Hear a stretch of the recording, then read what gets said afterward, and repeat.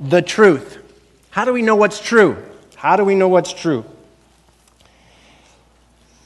Our minds are like, open minds are like open windows. You need screens on them to keep the bugs out. I better read that again.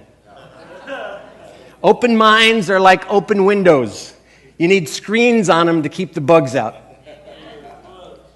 So, here's the challenge for the day. How do we know what is true? Because everything about our culture is saying there are no truths, there's no absolutes, there's nothing. It's all relative. It all depends on, and it's not individual. It's plurality. What everybody at consensus is, this is what we believe. We're seeing that evidence throughout the news, throughout the culture. It's what everybody will come to agreement on. That's what really matters. It may not be true, but that's what we say.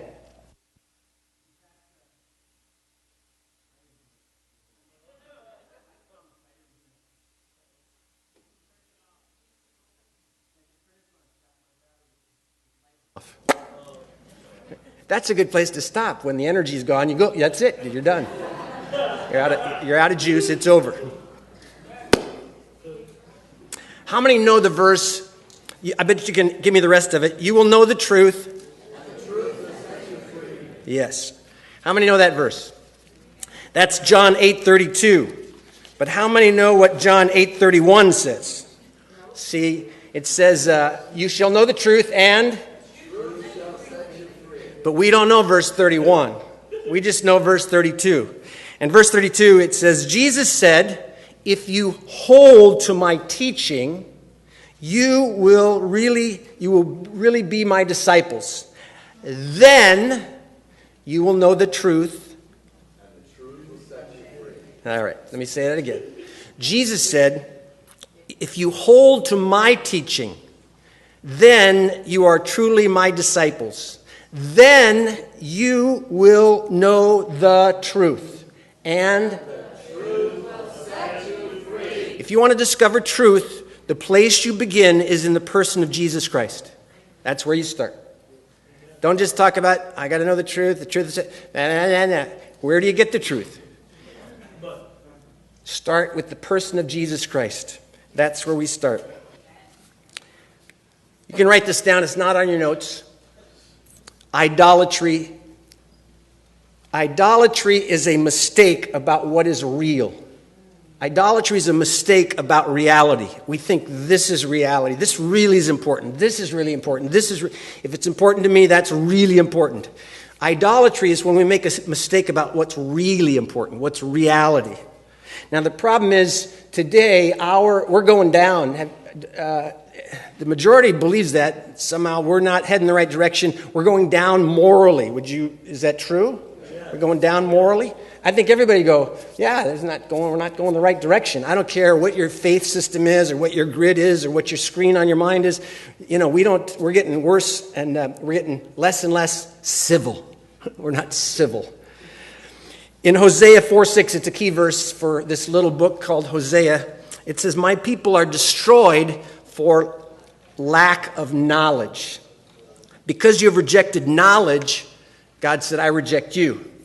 Now, my people are destroyed for lack of knowledge. Everybody circle the word knowledge.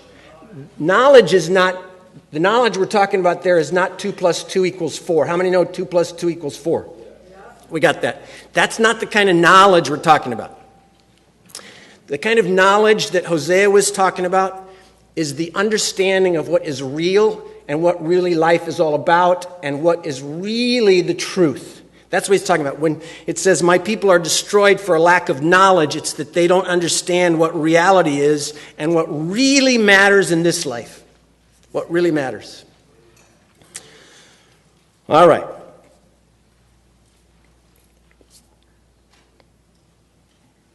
You need to go back and listen to 2 weeks ago, and you can get the first half of the message there. So I think it's online, whatever, and the blanks are filled in. Our problem is we live in a culture that says anything goes. What's good for you might not be good for me. What's good for me, that's good for you. Can do what you want. I'll do what I want, as long as you don't cross me up. It's called postmodern relativism. It's all relative. Everybody does what's right in their own eyes as long as it's politically correct and all that kind of stuff. How many know that you can be sincere, but you can be sincerely wrong? You can say, I'm sincere that I'm driving on the right side of the road. I said this 2 weeks ago. But I could be sincerely wrong and I could die because I hit head-on another car. How many here take medicine? Could I see your hand? You take medicine of some sort. How many think you could just go to the pharmacy and get any medicine and it would work? Oh, no, funny. When...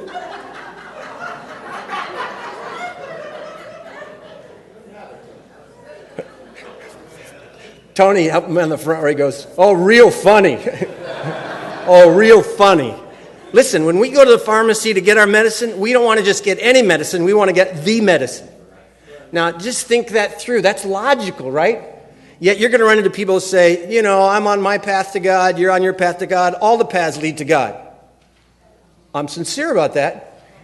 You could be sincerely wrong. Does that make sense? I mean, a few weeks ago, a month or so ago, I sat with a gentleman. He goes, isn't it right? Just all paths lead to God ultimately. And I'm thinking to myself, you don't believe that about anything else in life. How many have ever played the game Scrabble? How many know what the game Scrabble is all about? So, I came up with a word, and I got 37 points out of it. It's called Hegenoalt. Hegenoalt. Hegenoalt. Now, I couldn't do it 7 letters, but the real word goes like this. Hegenoaltavistinianism. Something like that. That's a really good word. The problem with the word is it does not exist. Now, if I'm playing Scrabble with you and I lay out this long word and I go, here it is, I get 37 points, Hegenoalt. And you go, what? And then you go, wait a minute, what do we say? Let's go to the dictionary. Why? Because the dictionary becomes our objective truth. If you can't find my word in your dictionary, you don't let me get 37 points. So in all areas of life, we have some sense of this is right, this is wrong, objectivity. And then when it comes to the very essence of what's important in life, we say it doesn't matter. It's up for grabs. Everybody does what's right in their own eyes. We value tolerance versus truth. Now, I said this a couple weeks ago. I'll just say it for a quick reminder. Tolerance has changed definitions. Tolerance used to mean that we respect each other regardless of whether we disagree or not. Tolerance is not defined that way anymore. Tolerance is that every idea is as good as the next. So I could say the moon is made out of cheese. And everybody goes, no. I say, how do you know? You haven't been there. I say it's cheese. I say it's rocks. I say it's cheese. My idea is as good as yours. Well, your eye is not right. I could say the earth is flat. No, it's not. It's round. But I believe it's flat. And my idea is as good as yours. So tolerance is you got to put up with everybody. It doesn't matter. Because everybody's idea is as good as the next. How many know that doesn't work? It's not good.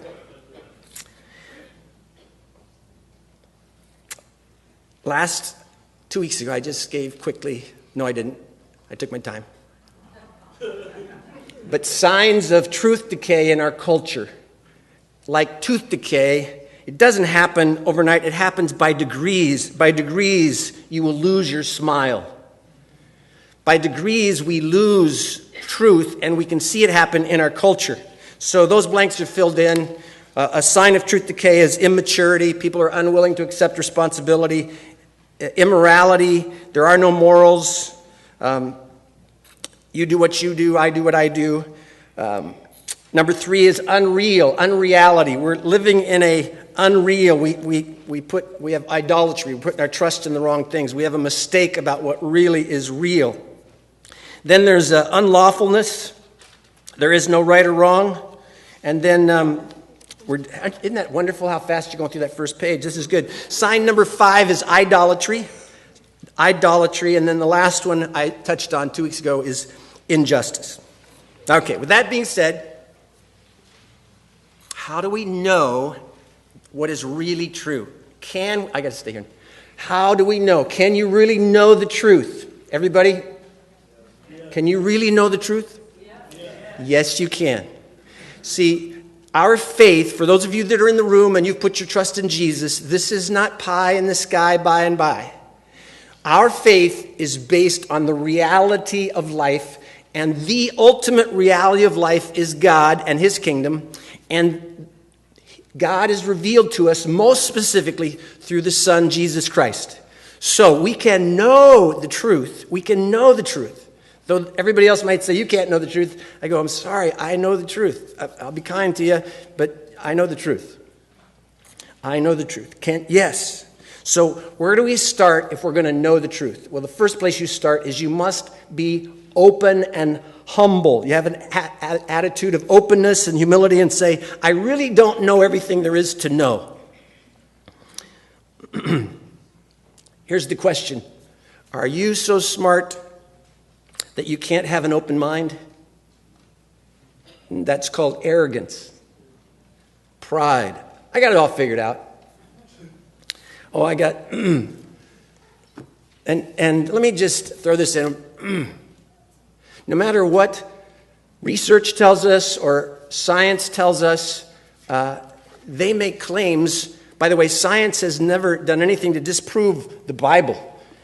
It's only people put forward theories and say this is an idea, but they haven't proven it. But consistently, there's nothing that has been validated as true in this physical world that violates anything about God's word to us. Does that make sense? Yes. So don't be intimidated by science or scientists. And, never mind. Okay. I have to have an attitude of openness. I don't know if this is on your notes or not, but John 7:17, these are the words of Jesus. He said, if anyone, say anyone, that includes you and me. If anyone chooses to do God's will, question, do you want to do God's will? Yes. If anyone chooses to do God's will, now let me just stop there for a moment. God's will is not like playing Monopoly. It's not linear. It's not like, okay, go forward 3 steps. Okay, go backwards to jail. Okay. God's will is a dynamic, interactive relationship with God who says, let's journey together and have this adventure together. So it's not like, okay, I might step off the board. Don't worry about it. Stay in the relationship. Go with Jesus. Let's keep moving. It's an adventure. It's a relationship.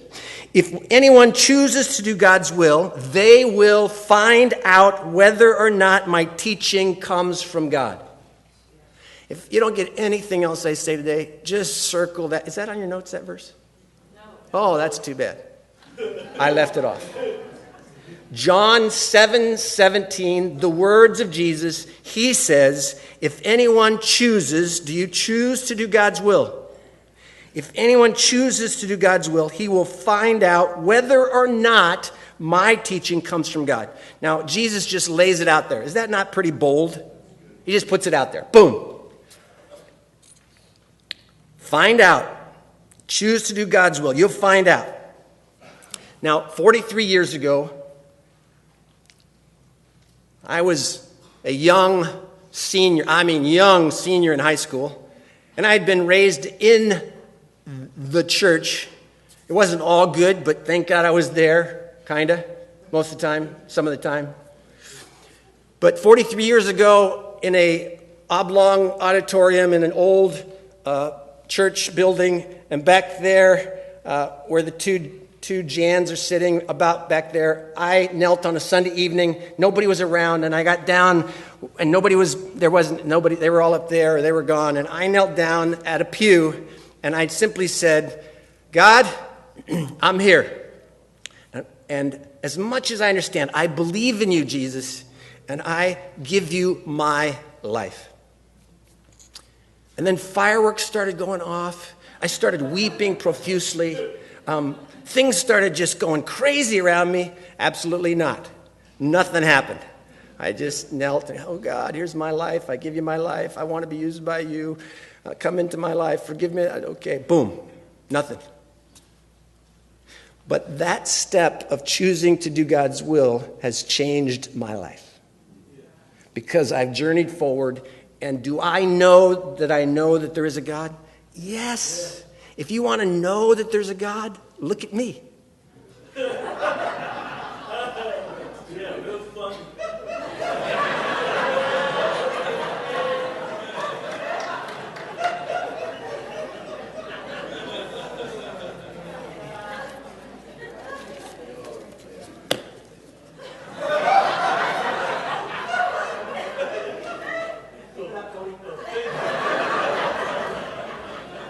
He's helping me. The rest of you will start sitting on the front row too.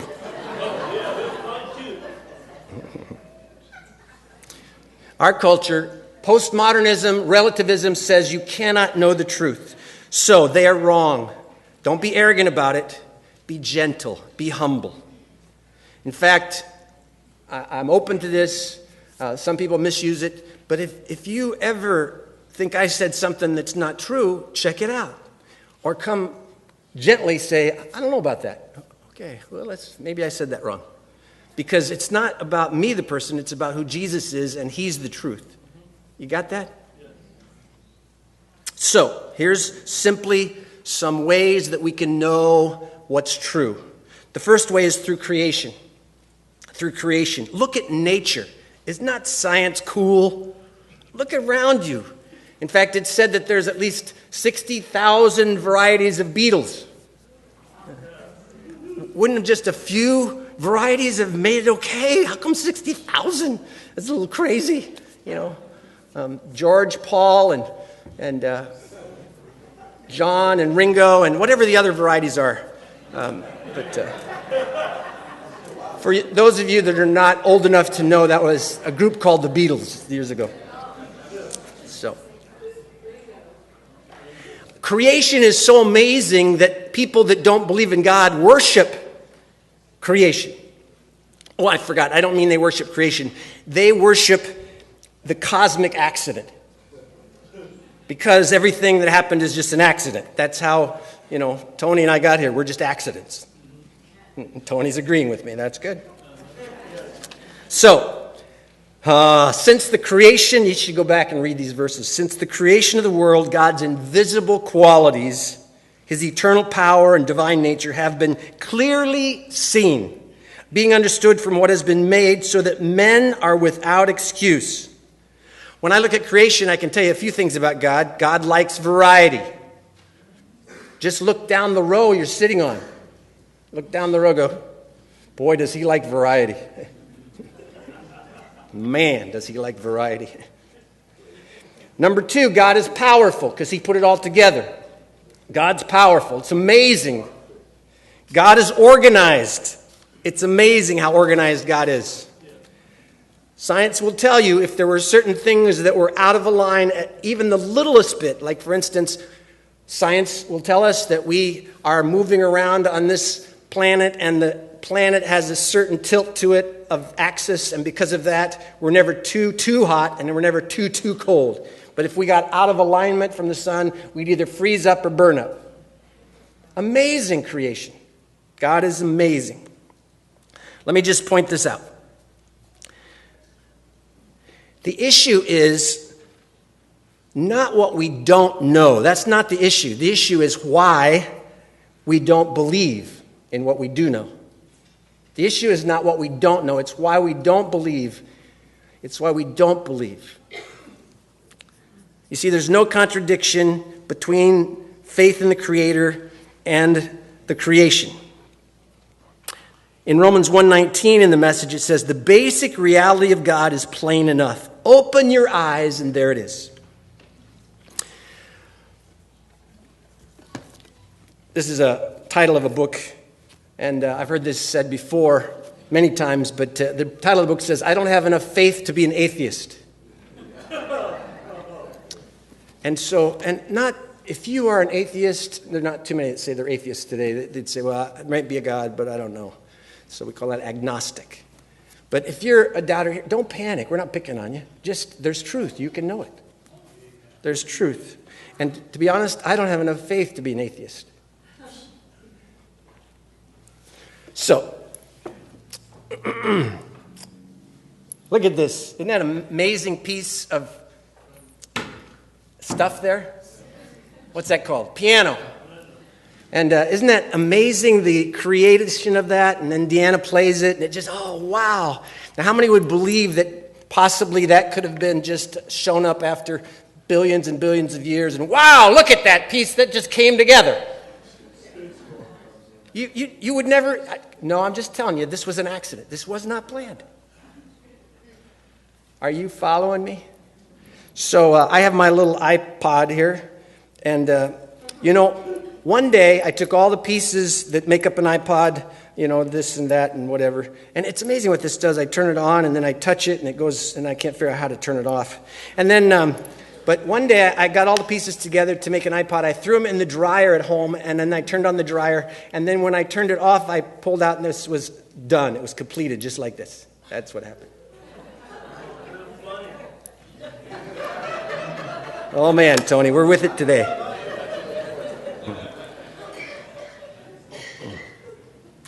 How much do you think you and I know about all there is to know about creation and the universe and God? How much, even the smartest person on the planet, how much do you think that they know of what is really real? Would you say 10%? 1%? 0.999%? Less? So we can all be obvious. We don't know all there is to know. And people say, I don't know all there is to know, but I know there is no God. Well, maybe God's in that part you don't know.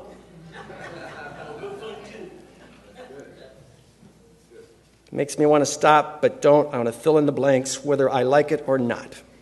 Let me just tell you, all truth is God's truth. If it's true, it's God's truth. The real issue is, if we believe that creation has a creator, it affects the way we live our life. So it's not about what I don't know or what I do know. It's about why I don't believe what I believe, what I should believe. The real issue, you have to change your ways so you don't believe. Number two, the second way we can know truth is through our conscience. Now, it's not the best way, because how many know you can harden your conscience, you can warp your conscience, you can kill your conscience, you can mess up your conscience. But God gave us a conscience because he wants us to know the difference between right and wrong. And how many here sometimes feel guilty? Y'all all have your hands up on that one. Because if you don't feel guilty once in a while, I think your conscience is dead. And that can happen. But you don't want to get there. It's years ago, there was a TV commercial, for Timex watches. I don't even know if they make Timex watches anymore. But being raised in Iowa, one of the commercials was that the farmer is plowing his field, and one day, remember this, Steve? And he plows the field and uncovers his Timex that he lost the year before. It had fallen off his hand and been buried in the soil, and he came back a year later and he uncovered it, and he grabs it, and he looks at it, and the camera zooms in, and it's still ticking. Tick, tick, tick. And the little slogan would go, Timex. It takes a licking and it keeps on. Yeah. So our conscience takes a licking, but it keeps on ticking. Conscience. Okay, let me see if I can give you an illustration. Oh, we got to go. Should I give you an illustration? Okay. If I were to have a cross-section of humanity that lives on the planet today from every culture in the world, and I place them in New York City, and here's the scenario. There's a little old lady at the corner. She's blind, and she wants to cross the street. Now, if people knew the language, we're presuming they do, if they come from China, Middle East, wherever they come from, knew the language and understand the idea of crossing the street, let me ask you a question. Take any number of people, put them there next to the little old lady that's blind and wants to cross the street, and they can do one of three things. One, they can ignore her and say, you're on your own, lady. Just walk by, ignore her. Number two, they can help her get across the street. Or number three, they can push her into the street. So regardless of what people believe about God, how many think the culture, people, individual will have it on their conscience enough to know what the right thing to do in that situation? Why? Because God writes his ways on our heart. You may say they don't, but you have an idea of truth in your own being. You go, you did me wrong. No, it's all relative. I decided it was okay to push her. We know what's right because God wrote his laws on our heart. Number three, we know through consideration. what the truth is. Thinking, reasonable. It's not random, it's reasonable. Love the Lord your God with all your heart, soul, mind, and strength. It's reasonable. Number 4, through God's communique. That's a fancy word for saying God's Bible. God's communique. I was coming up with another C. We know the truth through the Bible. How do we know it is true? Because of the Bible. Now, you may not believe it, and many people put their doubts on it, but there's lots of evidence for the Bible. I can't take time to go into it this morning. So, trust me.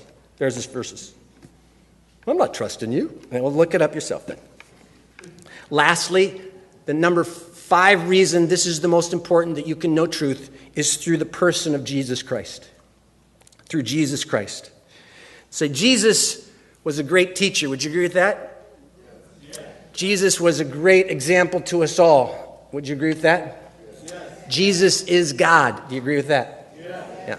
So that's the zinger right there, because you may think that I'm a pretty good teacher. And I say, hey, he's a good teacher. And then I step up and go, yeah, I teach a little bit. But I want you to also know that I'm God. No. You're quick. You see, once somebody says they're God, that changes everything. So Jesus is the only one that stepped up and said, I am God. So you look at Jesus, and that's the way, first and foremost, center your life, look at the person of Jesus, and that's how you can know what reality is. I am the way. I am the truth. The truth is a person, and he invites us into a relationship with him. I am the life. And no one comes to the Father except by me, because I'm the truth. You got to come through me. Got to come through me. I said this a couple weeks ago. Muhammad is a prophet, and he speaks, supposedly, he has spoken the truth. Buddha said he is searching for truth. The Hindu religion says there are many truths. Jesus says, I am the truth. Big difference. So here's the deal. Here's the issue. Here's the question for the morning. How y'all doing? That wasn't the question for the morning, but I thought I'd throw that in. So let me just ask you a point-blank question. What is it, young people, old people, middle-aged people, people, what is it you're betting your life on? What is it you're banking on? What is it that you say, this is the central reality in life? What is it that you're betting your life on? Because everybody, that's right, Mike, everybody is betting your life on something. And when you get to the end of your life, you don't want to wake up and realize, I bet on the wrong thing. What are you betting your life on? And my encouragement to you, no matter where you are in the faith journey, in the knowing journey, I encourage you, I challenge you to consider the person of Jesus. Seek him out. Look for him. Ask him to reveal himself to you. It's all about the person of Jesus, who he is and what he's done for us. And so that's the number one way that you can know. So don't let anybody intimidate you by telling you you can't know in these days. You can absolutely know, and you can bank your life on the truth. And that truth is Jesus. John 3:33 says, those who believe Jesus discover God is true. They discover God is true. Let everything you do reflect your love of the truth and the fact that you are dead earnest about it. That's Titus 2:7 in the Living Bible. Let everything you do reflect your love for not a truth, some truth, but the truth. And who's the truth? Let everything you do reflect your love of the truth and the fact that you are dead earnest about it. You're betting your life on Jesus. been a good morning, huh, Dee? So, we're late. It's time for cake. Thank God for Ray and birthdays.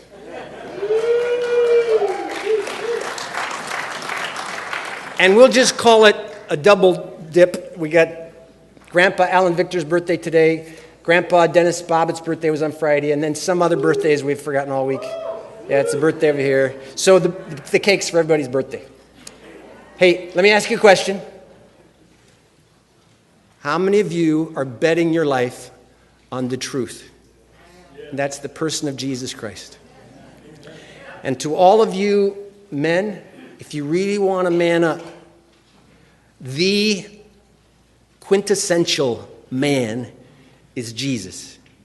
And if you really want to man up, look at Jesus, follow Jesus, stay close to Jesus, study Jesus, talk to Jesus, relate to Jesus.